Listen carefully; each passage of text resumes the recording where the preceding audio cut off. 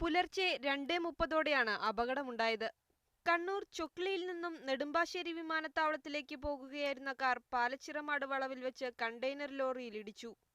കാറിനെ ലോറി റോഡിലൂടെ വലിച്ചിഴച്ചു കൊണ്ടുപോയി. പിന്നീട് ലോറി കാറിന് മുകളിലൂടെ മറിയുകയായിരുന്നു. സംഭവസ്ഥലത്ത് വെച്ച് തന്നെ 3 പേർ മരിച്ചു.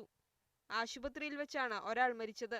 ഗൾഫിലേക്ക് പോകാനിരുന്ന ഷംസീർ, ഇദ്ദേഹത്തിന്റെ സഹോദരൻ പർവേസ്, ഇവരുടെ സഹോദരിയുടെ ഭർത്താവ് നൌഫൽ, അയൽവാസി ഷംസീർ എന്നിവരാണ് മരിച്ചത്. 4 പേർ ആശുപത്രിയിൽ ചികിത്സയിലാണ്.